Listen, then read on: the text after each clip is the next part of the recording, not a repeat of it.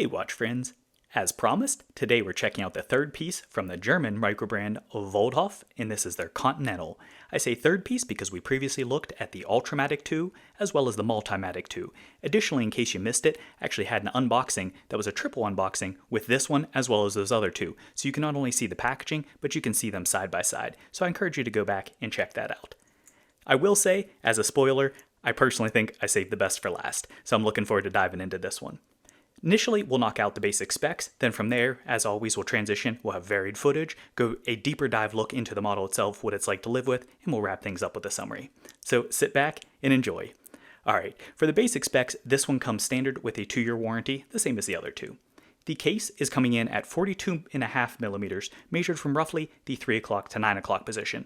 I will say, this I think wears a little smaller than the 42.5 would denote, and part of that is owing to this bezel. The bezel steps back a full 1.5 millimeters, so that's at 41 millimeters at that flat portion. Additionally, it then has the slope, and then it's kind of recessed in with the dial as well. So it certainly has a lot of presence to it, but I do think it's smaller than the 42.5 on wrist. The lugs, just like the other two versions, are 22 millimeters. The lug-to-lug is a little more compact at 48.1 millimeters. The total thickness on my calipers is coming in at 12.5 millimeters. So while that's technically 0.2 thicker than the other two, as we'll look at and as I'll share, I personally think this actually, because of various attributes, wears thinner than the other two did. The crystal itself is a flat sapphire, and it does have an inner AR coating. The movement. This is going to be the same as the Ultramatic, and this actually has a manual wind tourbillon movement, specifically the Hangzhou HZ3415. As mentioned, it is manual wind, it's higher beat, 28,800 beats per hour. One of the biggest claims to fame with this, though, beyond the tourbillon, is that it actually is a twin barrel, so it has a stated power reserve as 72 hours. However, when I clocked this, I actually got 85 hours. That's from movement start to stop, so not necessarily accurate timekeeping. However, that's pretty impressive. That's quite a long time and well exceeded their stated spec. This does not have hacking, however, without having a running second, not really a big deal there, just something to be aware of. The water resistance on this is similar to the Multimatic. It is 30 meters or 3 atmospheres. I would like to see that at least where the Ultramatic was at 50 meters or 5 atmospheres. However, it kind of is what it is. It's a dressier style watch. It has basic splash resistance, but I'd be careful around water. As far as the weight, this one with having a bracelet is definitely heftier. It is coming in at 167.6 grams. That is size to my 6.5 inch wrist. So definitely not a featherweight, and it certainly does not disappear in the wrist, but not terribly heavy either, especially for the size. So with the basic specs out of the way, let's go ahead and take a deeper dive. First, for the colors. There's actually two variants that share this dial. This is a dark etched or kind of a black etched dial, and that's of course the Damascus finishing. The Damascus is going to carry through, and they do have a coated blue and a coated green version as well. That Damascus is what really steals the show for this entire watch model, especially as you see it across these lighting conditions. It's absolutely alluring, and it's something that I really love about this. This one has a cleaner dial overall than the other variants did. At the 12 o'clock position, you're going to notice held in with 2 screws, they have the applied crest as well as their name in the twin barrel there. I think that's a cleaner application and definitely much less busy, much more open and expansive dial, which is very welcome with this Damascus because you don't want anything more than necessary covering that up or taking away from it. This still has a similar configuration overall to the Ultramatic in that it has the same movement. So at the 9 o'clock position, you're going to see the power reserve. This one is applied differently. So whereas that one had kind of recess and machine turning in the middle, this one has a disc there that gives you your full mid in zero there. Additionally, it has your hours on the exterior. Then at the 3 o'clock position, you do still have a 24-hour subdial. Whereas that one had a day-night indication, this one actually has a little red 24-hour indicator, so you can actually see that for your 24-hour timing. And then, of course, down at the 6 o'clock position, you can't miss it. It has that open heart for that, where you can see that tourbillon just beating away, and that's kind of the real showstopper next to that Damascus, which is personally my favorite. Out on the perimeter, you do see that this has a rehaut, and that does have hashes as well as numerals all the way around, so you can get precision timekeeping to the minute at least. Shifting over to the hardware. The hardware on this is different, so particularly for the handset, this is different than the other variants we looked at. This actually has what I would describe as a polished, skeletonized sword. So as those had more along the lines of Dauphine, this has more of a sword and it doesn't have the pointed tips, and I personally prefer this style overall. It does have faceting, just like the other ones did, so you still get plenty of light play as you move it around, and that's definitely welcome for me. The markers are going to be somewhat similar to the others, though these are unique as well. So these are applied trapezoidal, and they are 3D, just like the other. But that being said, these ones have loom accent stripped down the middle, which I really think helps for contrast, especially on this dark dial. But in addition to that, though, it does have still that same slope, and I really like the way that kind of opens up into the dial. So that's a nice touch there also. With this having loom, let's go ahead and check that out. So not only do you have the markers and the handset here, and I do think it's overall applied better, at least to my eye or in my experience here. It's still definitely not going to be a loom monster, but I would say of the models, I think personally this one's the best, and I like the little touch with the reserves of having those dots. That kind of gives a cool effect there. Shifting over to the bezel. This one does have a fixed bezel.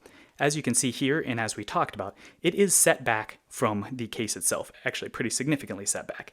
But in addition to that, it is actually undercut as well. And that's part of what I think helps to visually slim that out. With having that kind of gap in there, that I really think it helps to deceive the eye and make it feel just a little bit slimmer than it is. Additionally, this one carries over with some brushing in addition to the polish. And that too, I think, really helps to break it up and to play with the eyes to not have you notice the thickness, despite the fact that on paper or on specs, it is a little thicker. On the polished portion, you can see it does carry over those angles. So you have very subtle kind of creases and planes to that. But at a glance, it oftentimes just looks round. However, that does actually have those angles, which I think is a really cool touch for that. And I mentioned that in the unboxing or first impression as well. And I really enjoy that still. As far as the case, just like with the bezel, the case is rather angular here. So you have a lot of flat surfaces. It almost reminds me of the Zellos hammerhead as far as those kind of shapes and planes. And I should have brought that one over, but I have some other comps here. That being said, this one incorporates through with more brushing as well as the polished accents. So I think they break it up more than they did on the others. Even though those had kind of the mill marks through, it really predominantly just screamed with polish. This has a lot more visible brushing that's there, and I like those touches. So you do have the different flat planes. One of the things that is kind of interesting here is you can see that's actually separated from that case. So that is a two-piece construction, and that actually separates out from the lugs. The lugs themselves further differentiate themselves in that they do still carry through with the polished sides for that as well. As you can see here, they are downturned, and they do sit just proud of the case back, which is pretty well nested in there. At the 3 o'clock side, this does not have a crown guard, which is, I think, in keeping, again, with the overall dressier style. As far as the crown itself, this is slightly larger, coming in at 7.4 millimeters. Just like with the other ones, and with being a manual wind movement, this is a push-pull crown for that, which is to be expected. This one, unlike those that had a coin edge, this has what I would describe as kind of like a sloped gear cut to that. And I will say, this is a little bit on the slippery side. It's not bad to get a hold of, especially since that's offset there, so you can get that easily enough, and certainly you can turn it just fine. But it is definitely a little more slippery than their coin edge movements were. Sorry, hitting the camera there. So that is something to be aware of. Additionally, this does have a signed crown as well, just like the other ones. However, this is a different signature. You can see it's kind of erased there with the polish, so kind of pressed, I believe, into that.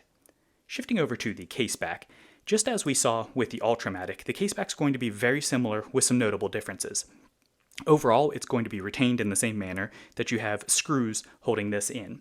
So that's not screwed down, actually held in with screws. You again have an expansive exhibition window, and that showcases that absolutely gorgeous movement. The movement itself, with sharing the same movement, is going to present in the same manner as well. So that's very welcome. But the biggest thing that I think makes this one better is this actually uses brushing for its principal finish instead of polish on the perimeter of that case back. And I think that that is very welcome. Definitely something I'm glad to see. Shifting over to the bracelet. The bracelet on this is 20 millimeters at the clasp, or at the lugs rather, and it does taper down to 20 millimeters at the clasp, so 22 to 20 for that. The finishing, it is first off going to be a female end link. The finishing on this, it's a 3-link construction, and it is polished all the way on the exterior links, but then the center links are going to be a brush or a brushed finish there as well. So it makes more use of dual finishing, but it does still have a lot of polishing, and we'll talk about that more. These are retained with pins, which if you need it, I have a toolkit linked down in the video description. Easy to change those out, and you don't ever have to worry about screws backing out, and also it's an inexpensive kit, so definitely worth picking up. Shifting over to the clasp, The clasp on this is a butterfly clasp, so you're going to have your double pushers. Before we pop that open, you can see that it is signed, and yes, there are fingerprints everywhere, pardon that. So you can see the Waldhoff in the middle there, and then you push the double pushers, that pops open, and you can see this does have machine turning. Unfortunately, as I mentioned in the first impression video, this does not have half links or 3/4 links. I don't believe they're available either. So definitely something I'd like to see there. This is a little looser on my wrist than I otherwise would prefer, and that's kind of just the nature of butterfly clasps without having half links. That's kind of the nature of the beast. They either fit you or they don't. Nothing you can really do beyond that. So something to be aware of. All right, so now that we have all that out of the way, let's go ahead and bring in some different comparison watches. First, this is the Zelos Skyraider in Skyraider 2, and I want to bring in the skeletonized version just because it gives you an idea, kind of with the open heart versus a more fully and heavily skeletonized. But additionally, though, size-wise, you can see this one's actually a 42, this is a 42.5. However, to me, this actually presents a lot larger. So that just gives you an idea of what I was talking about as far as the overall scale of I do think the 42.5 is a little bit deceiving. Still plenty of presence for larger wristed folks, but smaller wristed folks, I think you have more margin than you'd expect there. Here it is for sizing again. This is next to the Dorenzo Solaris. This is the DRZ05 we've previously reviewed, and this is a 40 millimeter. So you can see here again, presence isn't altogether that different. And then also just wanted to see kind of the black coloration next to the Damascus, give you an idea for that. And then finally, here it is next to one right in the middle. This is a Wise Hitman, obviously a dive style watch, very different as far as comparison, but this is a 41 millimeter, just gives you kind of an idea there. I do think it definitely has more presence with having kind of the fixed bezel versus the rotating dive bezel, but the 41 versus 42.5 gives you an idea there again for sizing. All right, so I hope that's given you a better feel for the watch, but let's go ahead and wrap things up with my personal view of the positives, critiques, as well as the summary. First, for the positives. Can't not mention that Damascus. That to me, as I've already said, that steals the show. I absolutely love that finish. I think it is so attractive looking at that as we saw it turn from just kind of an inky pull to getting all those textures and layers. Just really gorgeous. There's nothing to me that is garish about that. It's really understated, especially with this dark etch, but when you see it, it's absolutely breathtaking. Really enjoyed that quite a lot. The layout on this is definitely the cleanest of the three that we've looked at. I'm glad that they kept this relatively open. Obviously, you've still got a lot going on with the sub-dials, as well as having that large tourbillon open heart. However, I don't mind the showcasing the tourbillon, because that's a lot of what you're paying for. But it does still give you plenty of real estate to check out that Damascus, and I really appreciate that. The angular case, for me, I like it. I like not only does it look different and have some different elements to that, but additionally, I do think that helps to break it up. And just like we were talking about on that, with not having a slab, the other two, I should say, with not having a slab side, I really think it helps to visually slim that out. So that's quite welcome. And then the power reserve, I neglected to mention that in Ultramatic, but that's just crazy. 85 hours as far as clocked hours, that's a really long time for a power reserve. Yeah, I know there are longer ones out there, but that's still no slouch by any means. It's double what you typically get in most movements, including that Multimatic. All right, but what about the critiques? Just as with the prior ones, this is kind of a running theme for the brand. Too much polish, in my opinion. Definitely not to my taste. In particular, the case I don't think is too bad. Yes, the bezel has full polish there, but with having those plain angles, I think that really helps. My biggest critique or knock in terms of polish is I think it's way too much polish on the bracelet. That was the first thing that my significant other mentioned, was that she definitely thought it was way too blingy or way too shiny for this the first time that I wore this. And I gotta say, I agree. It doesn't present as well here on camera. It looks a little more subdued, but in real life, there's a lot of gleam and a lot of reflection that's coming from those polished links. So I would have liked to have seen them tone that down. I think it would have actually classed the whole watch up. So that would have been welcome. We already talked about the lack of half links. That's absolutely, to me, a must with butterfly clasps. If you really have to have half or 3/4 link options that are included there, especially at this price point. And that's the thing. This price point, haven't mentioned yet. I'm going to put that into the critique category, though it's somewhat neutral. $1,750. This is one, it's going to be expensive for a lot of folks out there. And when they went for some really nice touches for it. So it's Chinese movement, however, it does have a tourbillon, and that is very inexpensive for a tourbillon. Additionally, you've got the Damascus. Yeah, there are cheaper Damascus watches out there from Zelos and Revelot and some other ones that we've seen, but that's not something you commonly see. So I appreciate that aspect as well. But at the end of the day, $1,750 is still not an insignificant amount of money for many people, and you really expect everything to be finished superbly. And this is finished well overall. I just don't know that I'd necessarily say that it's nearly $2,000 well finished, especially when you have accents that to me run a little bit cheap with having that much polishing. It's not to say the polish is badly done, I just don't like that much polish, but again, that's a personal element there. And then weight-wise, this is on the hefty side. You know, for being a dressier style watch, you have to think of this more as a sport watch than a dress watch, and in that case, 167 grams really isn't too bad. If you're looking at for more of a dressy watch, that's pretty heavy. So depending on how you classify it, it depends on whether you're going to think that's too heavy or not. So where does that leave us overall? You know, while I definitely had some critiques for this, as I said at the outset, this is my favorite of the bunch. Really enjoy looking at that Damascus. I love watching that Tourbillon beat away in there. So I really think this is an attractive watch and really good. If you like this overall style, you know, if $1,750 is affordable for you in your budget, you know, I definitely think this is one that's worth taking a look at. I can't say that it's necessarily an absolute must-buy for me. However, I do think that there's a lot to keep you interested with this.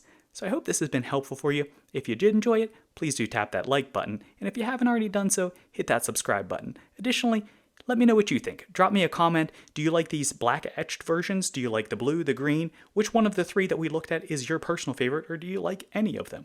Let me know what you think. Thanks for watching.